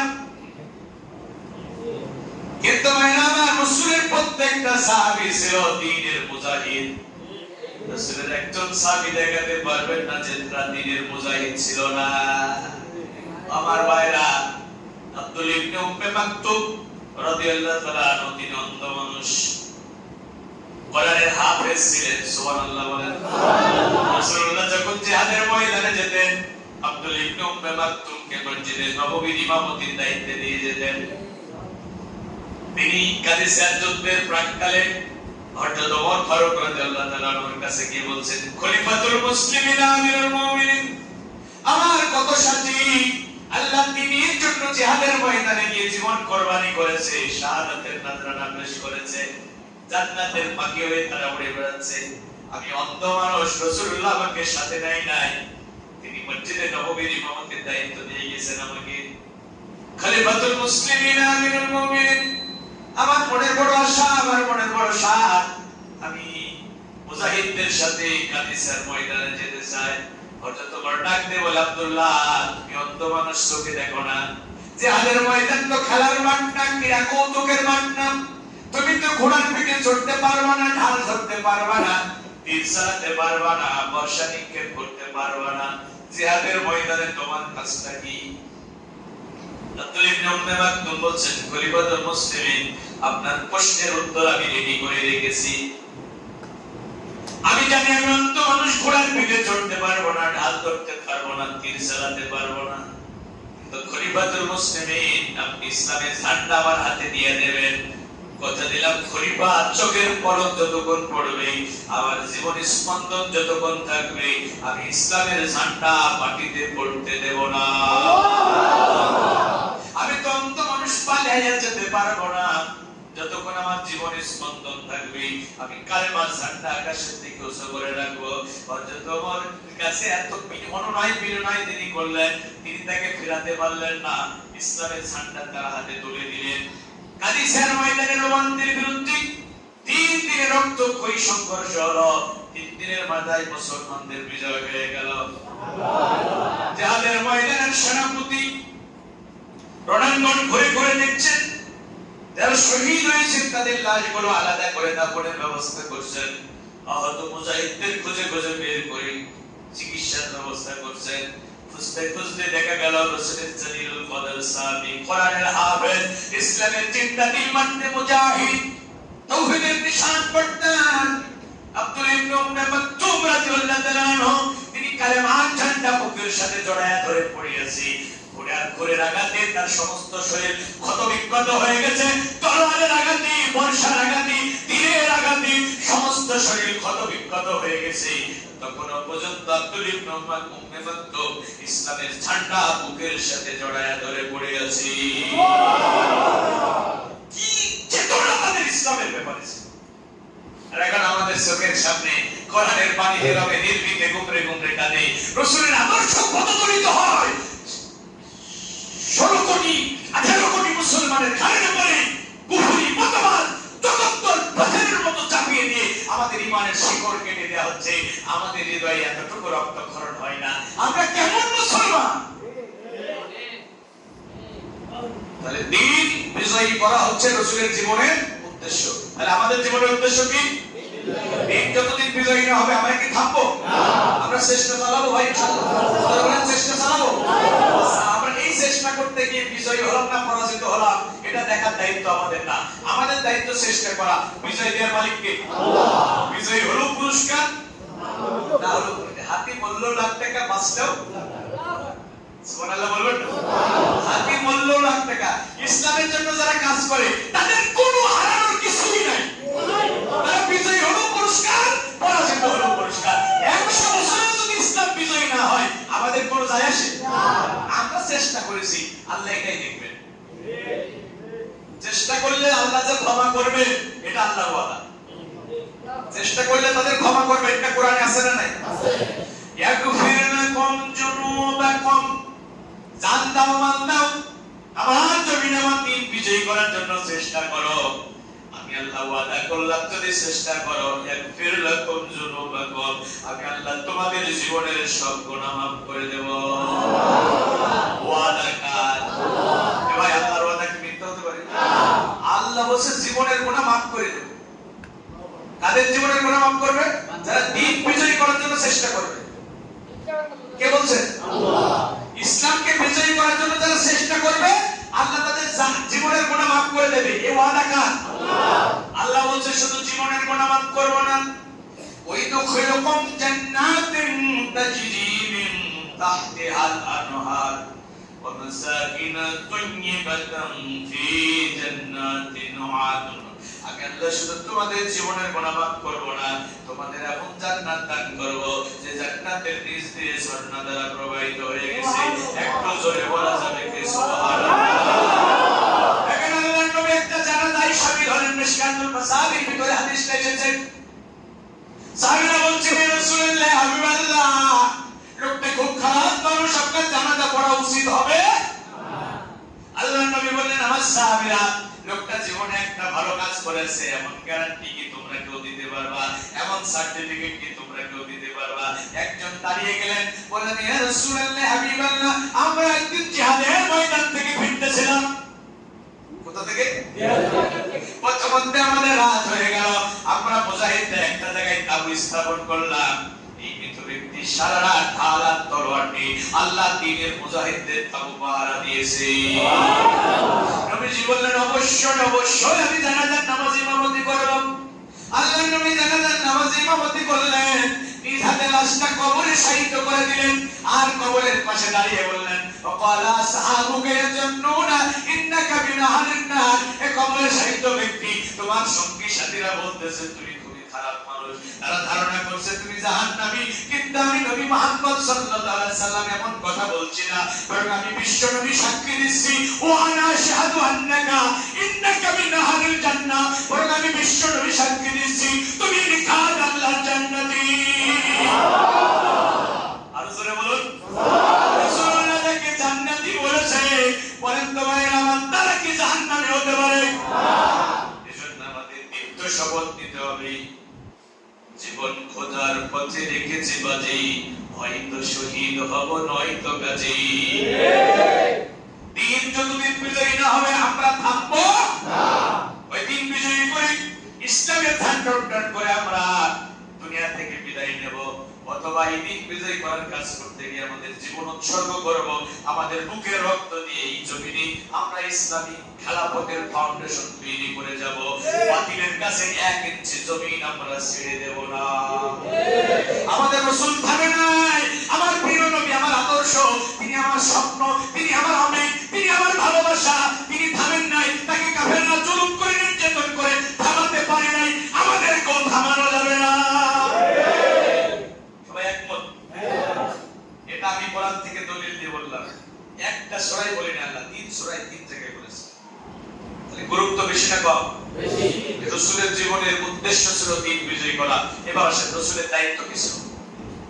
অনেক সময় আমরা উদ্দেশ্য আর দায়িত্ব গুলাইয়া ফেলি। এবার দায়িত্ব কি ছিল? আল্লাহ পাক রব্বুল আমিন বলেন, প্রশ্ন হচ্ছে আপনাদের? না।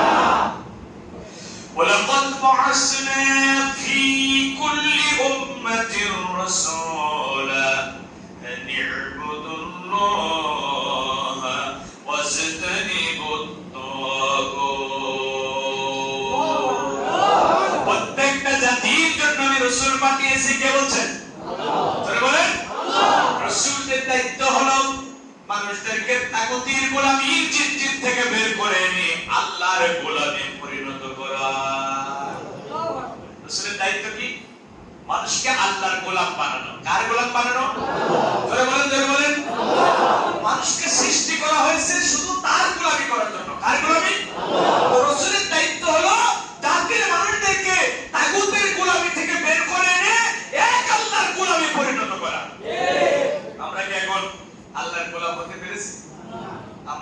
জায়গায় কি আল্লাহর গোলামি করতে পারছি? আমরা ব্যক্তিগত জীবনে আল্লাহর গোলামি করি, কিন্তু রাজনৈতিক জীবনে তাগুতের গোলামি করি। তাগুত হলো ওই শক্তি, যে শক্তি নিজেও আল্লাহর আইন মানে না, অন্যকেও মানতে দেয় না। তাগুত হলো ওই চিকিৎসার ব্যবস্থা যেটা কোরআনের আইনে পরিচালিত হয় না। তাগুত হলো ওই বিচার ব্যবস্থা যেটা আল্লাহর আইন দ্বারা পরিচালিত হয় না। এখন আমাদের বিচার ব্যবস্থা কি আল্লাহর আইনে পরিচালিত হয়?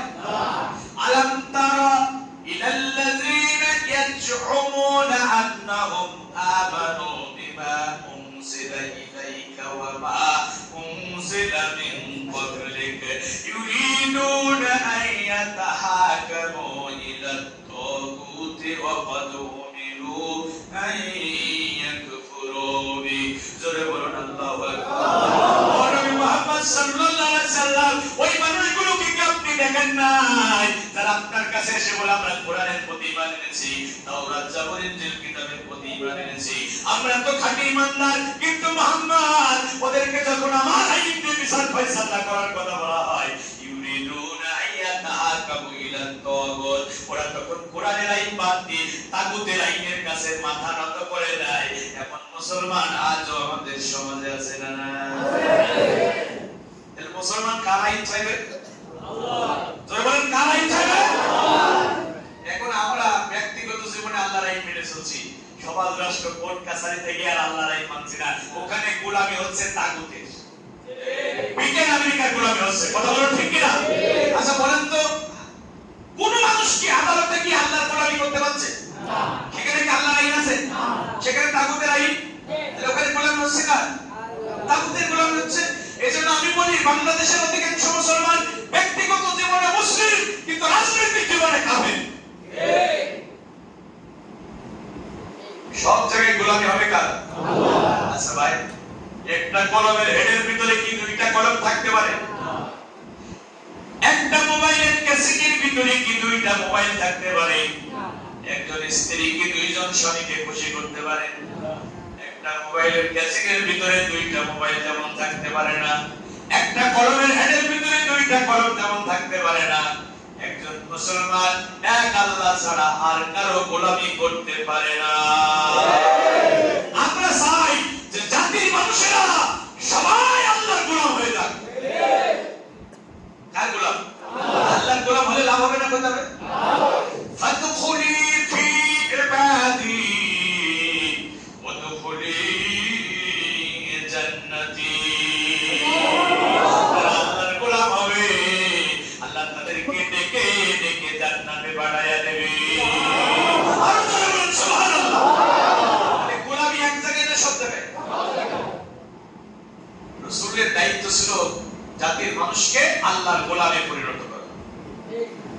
কারণ এই যে তারা খাবার ভিতরে গিয়ে একদিকে যেমন আল্লাহর গোলামি করতো, আর একদিকে লাত মানা পুত্তার গোলামি করতো। রাসূলুল্লাহ চাইলেন কি শুধুমাত্র আল্লাহরই গোলামি হবে, আর কারো গোলামি হবে না। ভাই আমরা কার গোলাম হব? আল্লাহ। আমরা কি রাজনৈতিক জীবনে, রাষ্ট্র জীবনে আল্লাহর গোলামি করতে পারছি? না। বিচার ব্যবস্থা আল্লাহর গোলামি করতে পারছি? যতদিন কোরআনের আইন চালু না হচ্ছে ততদিন আমরা ওখানে আল্লাহর গোলামি করতে পারছি না। আর স্বাধীনতা 54 বছর পার হয়ে গেছে। আল্লাহ বলেছে চোর চুরি করলে হাত কেটে দাও। একটা চোরের বিচার কি কোরআনের আইন দিয়ে বাস্তবায়ন করা গেছে? না। তাহলে ওখানে কি আল্লাহর গোলামি হচ্ছে? না। চোরের বিচার করতে গিয়ে আমরা আল্লাহর গোলামি করতে পারছি না। কত মানুষ হত্যা করা হলো, প্রতিনিয়ত শত শত মানুষ হত্যা হচ্ছে। একটা হত্যাকারীর বিচার কি কোরআনের আইন দিয়ে বাস্তবায়ন করা গেছে? না। তাহলে এখানে কি আল্লাহর গোলামি হচ্ছে? রাসূলের দায়িত্ব ছিল সব জায়গায় মানুষ গোলামি করবে কার? আল্লাহ। আমরা চাই না? বলেন সবাই চাই না? সবাই আমরা আল্লাহর গোলাম হতে চাই না? এখন কিছু জায়গায় আল্লাহর গোলামি, কিছু জায়গায় তাগুতের গোলামি, তার অবস্থা কি হবে? বাঁচানো যাবে না, বাঁচানো যাবে না। ভাই মধু খাইলে উপকার না অপকার? মধু মধু। আর বিষ খাইলে? একটা গ্লাসের অর্ধেক মধু ঢাললেন আর অর্ধেক বিষ ঢাললেন, বিষ আর মধু মিশ্রিত করে যদি আমারে খাওয়ায়া দেন, আমি কি 20 বছরের যৌবন ফিরে পাবো? না। যদি ইমাম সাহেবরে খাওয়ায়া দেন, খালি সুদাইসের মতো তার তেলাওয়াত হয়ে যাবে? না। কথা বলেন? না। আব্দুর রহমান সুদাইসের মতো তেলাওয়াত হয়ে যাবে? যদি আমারে বিষ আর মধু মিশ্রিত করে খাওয়ান, ওই আমারে গোরস্থানে নিয়ে রাখবে, তা না হলে আমারে হাসপাতালে নিয়ে রাখবে। তার মানে মধু হইল আর বিষ হলো ক্ষতিকর জিনিস। ভাই জীবন পরিবর্তনের জন্য একটা ওয়াজই যথেষ্ট। ভাই হাজার হাজার মাহফিল শুনে হেদায়েত পাওয়া যায় না, একটা মাহফিলই যথেষ্ট। আমার কথাগুলো একটু হৃদয় দিয়ে শুনেন ভাই। বিষ খাইলে ক্ষতি আর মধু খাইলে উপকার, কিন্তু মধুর ভিতরে যখন বিষ ঢুকেছে মধুর কার্যকারিতা নষ্ট হয়ে গেছে। আমি বলি ভাইরা আমার, মধু হলো আল্লাহর গোলামি, মধু হলো আল্লাহর আইন, মধু হলো রাসূলের আদর্শ। আর বাকি রাসূলের আদর্শ পরিপন্থী যত কাজ আছে, আল্লাহর আইন বিরোধী যত কাজ আছে, সব হলো বিষ সমতুল্য। কিছু জায়গায় আল্লাহর গোলামি করবেন, কিছু জায়গায় তাগুতের গোলামি করবেন, কিছু জায়গায় আল্লাহর হুকুম মানবেন, কিছু জায়গায় মানুষের হুকুম মানবেন, আল্লাহর হুকুমের বিরোধিতা করবেন। বিষ আর মধু খাইলে মানুষ যেমন মারা যায়, কিছু জায়গায় আল্লাহর গোলামি, কিছু জায়গায় মানুষের গোলামি করে জীবন পরিচালনা করলে জাহান্নামী হতে হবে, দুনিয়ার কেউ বাঁচাতে পারবে না। তাহলে আমরা সব জায়গায় গোলামি করব কার? আল্লাহর গোলামি এদেশে প্রতিষ্ঠিত হোক, এটা কি চান? আল্লাহর গোলামি সব জায়গায় তখনই কায়েম হবে যখন কোরআনকে আমরা রাষ্ট্র ক্ষমতায় নিতে পারবো। কোরআনের শাসন ব্যবস্থা চালু হোক, এটা কি চান? সবাই বলেন চান? একটু হাত তুলে আল্লাহকে দেখান।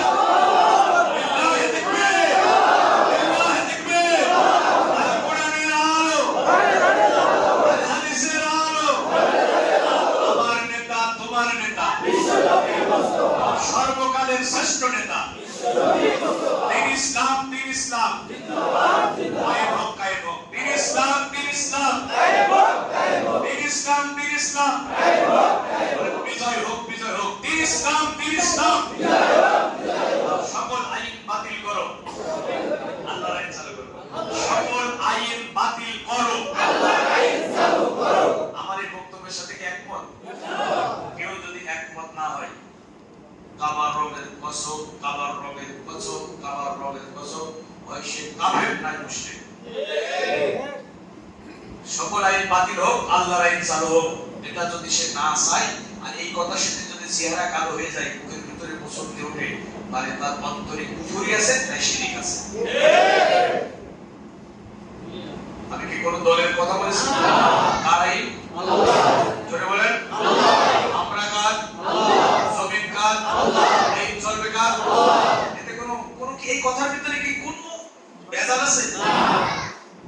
চাকরি যার, বেতন কার, বিয়ে যার, বউ কার, বাড়ি যার, বাড়ি কার, জমিনদার, আইন চলবে কার? জমিন কার? আল্লাহ। আইন কার? আল্লাহ। এটা কেন একমত হবেন না? এটা কেন একমত হবেন না? কে আপনাকে ঢোকাই ফেলেছে মুসলমান? অনেক মসজিদে এই কথা বলা যায় না, বললে ঘাট ধরে নামি কথা বলেন। ইতি বই হয়েছে না? হ্যাঁ বেটা, ধর্মের নামে রাজনীতি করে কথা বলেন না কেন? এই ধর্মের নামে রাজনীতি না ইসলামের মূলনীতি? সৃষ্টি যা, আইন চলবে, সব জায়গায় গোলামি হবে কার? আমরা কার গোলাম হব? বলেন কার গোলাম? আমরা শয়তানের গোলাম হতে চাই। আমরা সব জায়গায় কার গোলামি করব? আরে ভাই, আল্লাহ তোমাকে দুনিয়াতে পাঠিয়েছে তার গোলামি করার জন্য। গোলামি কি বেছে বেছে করবো না সব জায়গায়? যেখানে ভালো লাগে সেখানে আল্লাহর গোলামি করব, যেখানে ভালো লাগবে না সেখানে আল্লাহর গোলামি করব না। এখন চোর তো চিন্তা করবে, চোর চুরি করলে হাত কেটে দেবে, এটা আল্লাহর আইন। এই আইন পাশ হলে তো আমার হাত থাকবে না, তাহলে ও কি কোরআনের আইন চাইবে? না। তবে আমি আপনাদের সুসংবাদ দিচ্ছি, কোরআনের আইন চালু হলে অনেকে বলে হাত কেটে দেওয়া হবে। আরে হাত তো তাদের কাটা হবে যারা বড় চোর। গুলশানে বাড়ি, বনানীতে বাড়ি, ধানমন্ডিতে বাড়ি, এরপরে কোটি কোটি টাকা পাচার করে বেগম পাড়ায় পাঠিয়েছে, এই চোরদের হাত কাটা হবে। আরে ভাই, ঘরে খাবার নাই, ক্ষুধার যন্ত্রণা সহ্য না করতে পেরে অভুক্ত সন্তানদের মুখে এক মুঠো খাবার তুলে দেওয়ার জন্য চুরি করেছে, এই চোরের তো হাত কাটা হবে না, ওদের ঘরে কাঁধে করে খাবার পৌঁছে দেওয়া হবে। অর্ধ দুনিয়ার প্রেসিডেন্ট, তার কাছে একটা বিশাল রাষ্ট্র, আসলে 23 বছরের সিরাত কি 1 ঘন্টায় বলে শেষ করা যায়? যিনি চুরি করেছেন তিনি রাসূলের একজন সাহাবী। হযরত ওমর ডাক দিয়ে বললেন, আগামী কালে শরী বিচারের রায় দেব। সাহাবীকে ডাক দিয়ে বললেন, ভাই আমার কেন চুরি করেছো? তুমি কি জানো না চুরি করলে হাত কেটে দেওয়ার বিধান আল্লাহ জারি করেছেন? সাহাবী বলে খলিফাতুল মুসলিমিন আমিরুল মুমিনিন আমি কোন পেশাদার চোর নয়। আজ 3 দিন পার হয়ে গেল আমার ঘরে কোনো খাবার নাই, আমার বাচ্চাগুলো অভুক্ত ক্ষুধার যন্ত্রণায় ছটফট করতেছে, আমি বাবা সহ্য করতে পারি না। আমার অভুক্ত সন্তানদের মুখে এক মুঠো খাবার তুলে দেওয়ার জন্য প্রতিবেশীর ঘরে ঢুকেছিলাম চুরি করার জন্য। চুরির মাল যখন হাতে নিয়েছি কাঁপতে কাঁপতে হাত থেকে পড়ে গেছে, আমি ধরা পড়ে গেছি। অর্থাৎ ওপরের মাথায় যেন আকাশ থেকে বাজ ভেঙে পড়লো, পায়ের নিচ থেকে মাটিগুলো যেন সরে যেতে লাগলো। দৌড়াতে দৌড়াতে বাইতুল মালে চলে গেলেন। অর্ধ দুনিয়ার খলিফা, যিনি দুনিয়া থেকে জান্নাতের সুসংবাদ পেয়েছেন, যার ব্যাপারে নবী বলেছেন লাউ কানা নাবিয়্যুম মিন বাদি লা কানা আবাদ, আমার পরে যদি দুনিয়া থেকেও বিশ্ব নবী হতো তাহলে আল্লাহ পাক রব্বুল আলামিন সেই সম্মান ওমরকে দিয়ে দিতেন। অর্থাৎ ওমর আটার বস্তা কাঁধে তুলে নিলেন, পাশে তার বৃদ্ধ হযরতে আসলাম দাঁড়িয়েছিলেন, বললেন খলিফাতুল মুসলিমিন আমিরুল মুমিনিন আটার বস্তা বহন করার জন্য আমি আপনার গোলাম আসলাম তৈরি রয়েছি, আপনি কেন আটার বস্তা কাঁধে করে নিয়ে যান? অর্থাৎ ওমর বলে আসলাম রে বাধা দিও না, আমার বোঝা আমারে বহন করতে দাও, হাসরের ময়দানে কেউ কারো বোঝা বহন করবে না। যে দৃশ্য আমি দেখে এসেছি তা জানি ওমরকে আল্লাহর আদালতে হিসাবের কাঠ করায় জবাবদিহি করা লাগে কিনা। ভাইরা আবার তিনি সাহাবীর ঘরে আটার বস্তা পৌঁছে দিলেন। সকালবেলা তিনি সকলকে ডাকলেন, বাদীকে ডাকলেন, রাষ্ট্রের জনগণকে ডাকলেন, আর নিজের হাতটা প্রসারিত করে দিয়ে বললেন আমি ওমর, যেদিন খেলাফতের দায়িত্ব তোমরা আমার কাঁধে চাপিয়ে দিয়েছো, আমি ওই দিন বলেছিলাম ফোরাতের তীরে একটা মানুষ তো দূরে থাক, একটা কুকুর যদি না খেয়ে মারা যায় ওমরকে আল্লাহর আদালতে হিসাবের কাঠ করায় জবাবদিহি করা লাগবে।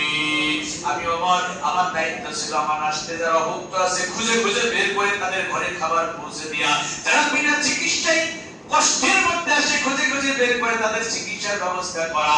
আমি আমার ভাইয়ের সময় মতো খোঁজ নিয়ে তার ঘরে খাবার পৌঁছে দিতে পারি নাই, আমার ভাই বাধ্য হয়ে ক্ষুধার যন্ত্রণা সহ্য করতে না পেরে চুরি করে ফেলেছে, এই জন্য আমার ভাই দায়ী না, এই চুরির জন্য আমি ওমর দায়ী। তোমরা সকলে মিলে ওমরের হাত কেটে দাও। সুবহানাল্লাহ বলবেন না? এমন একটা শাসন ব্যবস্থা চালু হোক, আপনারা চান না? সেখানে সবাই গোলাম হবে কার? আল্লাহর গোলাম যদি সবাই হয় সেখানে মারামারি কাটাকাটি হবে না, ফিতনা ফাসাদ হবে না, যার সমাজটা জান্নাতি সমাজ হয়ে যাবে না।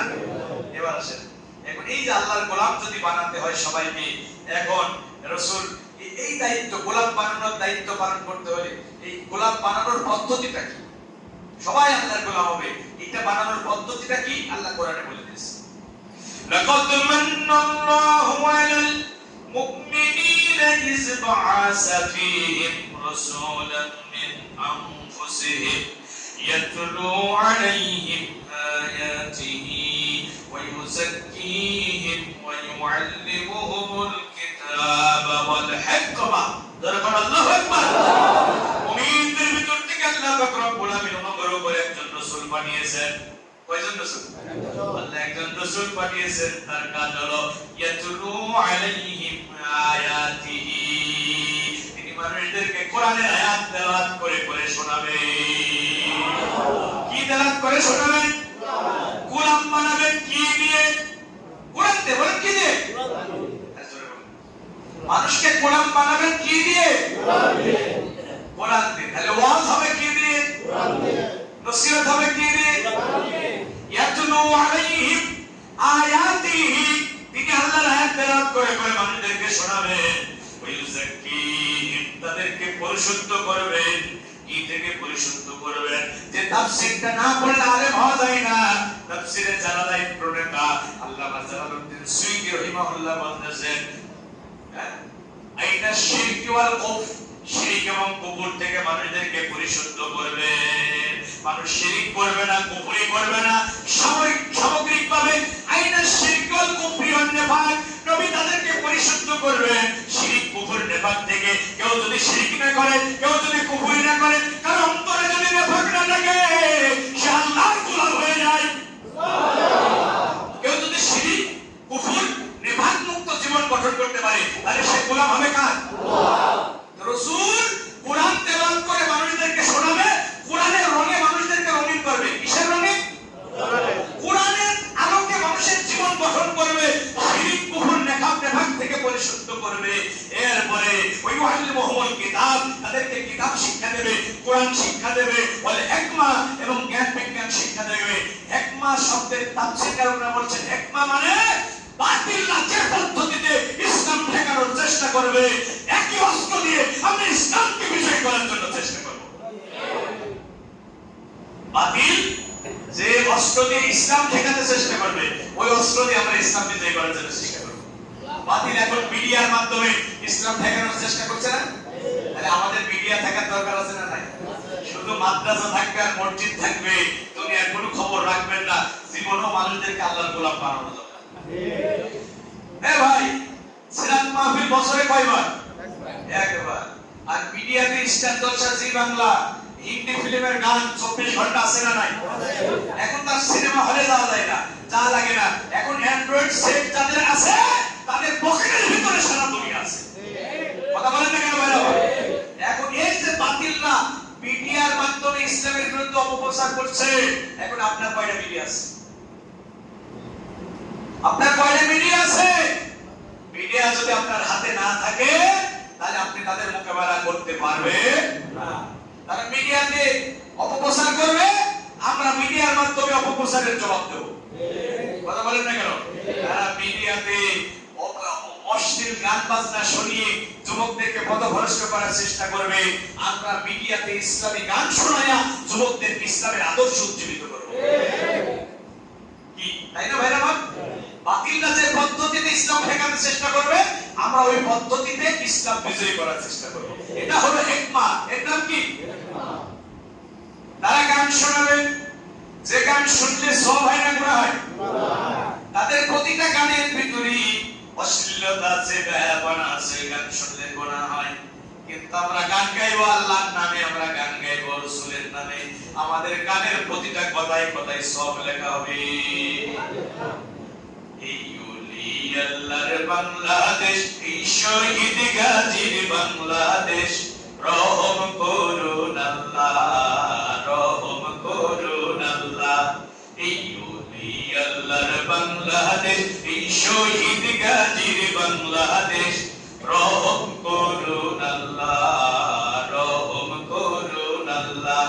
আল্লাহ আপনার প্রেমে শহীদ যারা, আপনার পথে শহীদ যারা, আমরা তাদের বংশধর, আমরা তাদের বংশধর, তাদের পথে কবুল করুন আল্লাহ, কবুল করুন আল্লাহ। এই ওলি আল্লাহর বাংলাদেশ, এই শহীদ গাজীর বাংলাদেশ, রহম করুন আল্লাহ, রহম করুন আল্লাহ, রহম করুন আল্লাহ, রহম করুন আল্লাহ।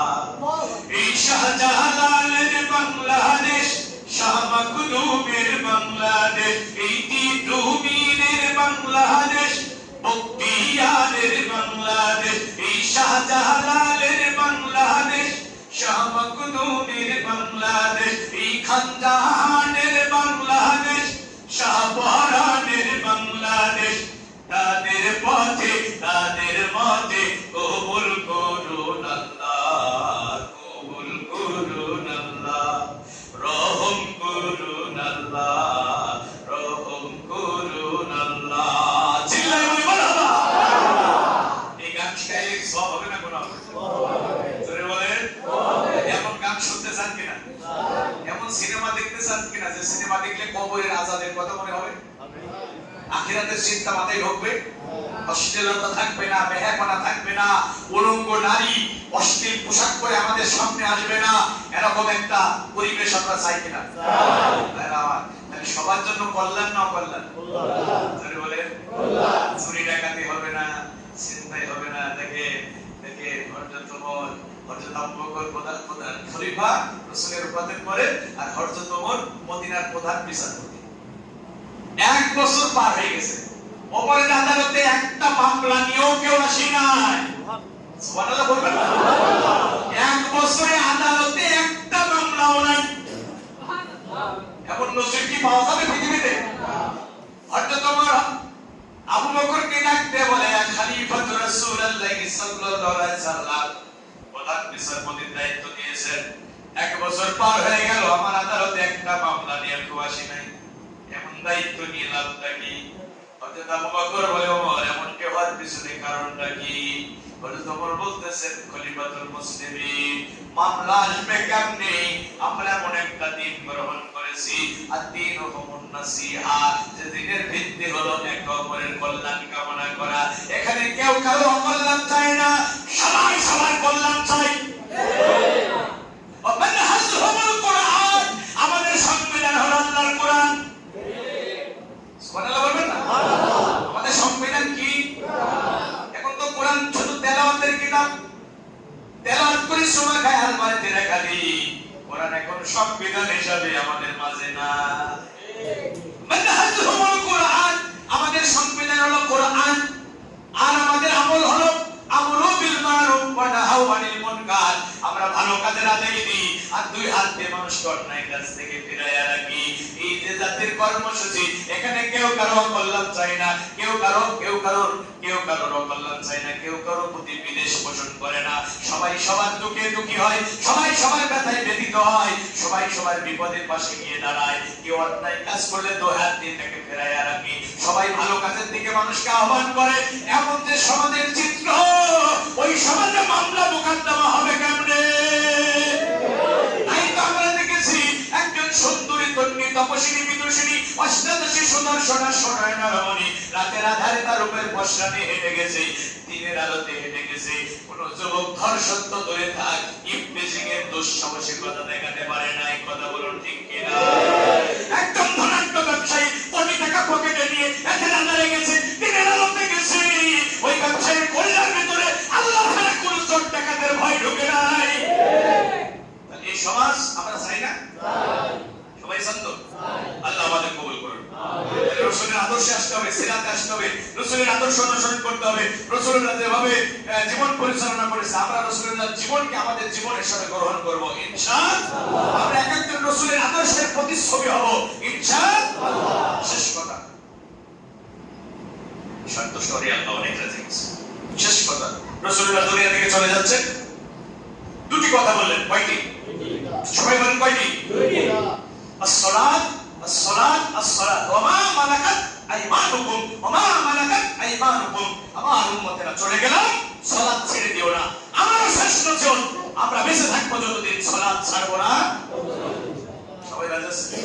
মা বোনেরা সবাই, আমরা সালাত ছাড়বো না। এটা কি আজকে থেকে না আগামীকাল থেকে? আজকে থেকে আমরা সিদ্ধান্ত নেব, আমরা জীবনে যতদিন বেঁচে থাকবো সালাত ছাড়বো না। রাসূলুল্লাহর জীবনের শেষ নসিহত, সালাত ছেড়ো না। ওয়া মা মালাকাত আইমানুকুম, আর তোমাদের অধীনস্থ, তোমাদের অধীনস্থ, তোমাদের অধীনস্থ। রাসূলুল্লাহ কত গুরুত্ব দিলেন অধীনস্থদের। আমার স্ত্রী আমার অধীনস্থ, আমার ছেলে আমার অধীনস্থ, আমি পরিবারের অভিভাবক, আমার পরিবার আমার অধীনস্থ, আমি এমপি, এই জিকর গাছা চৌগাছার লোকেরা আমার অধীনস্থ, আমি মসজিদের ইমাম, এই মসজিদের মুসল্লিরা আমার অধীনস্থ। তাদের কল্যাণ অকল্যাণের ব্যাপারে সজাগ থাকার দরকার আছে না নাই? আমি যখন সালাতে আসবো, আমি আমার ছেলের নসিহত করব, আমার স্ত্রীর নসিহত করব, আমার অধীনস্থ যে মানুষগুলো আছে তাদেরকে ইসলামের ব্যাপারে নসিহত করব। রাজি আছেন ভাইরা? ইনশাআল্লাহ ইনশাআল্লাহ।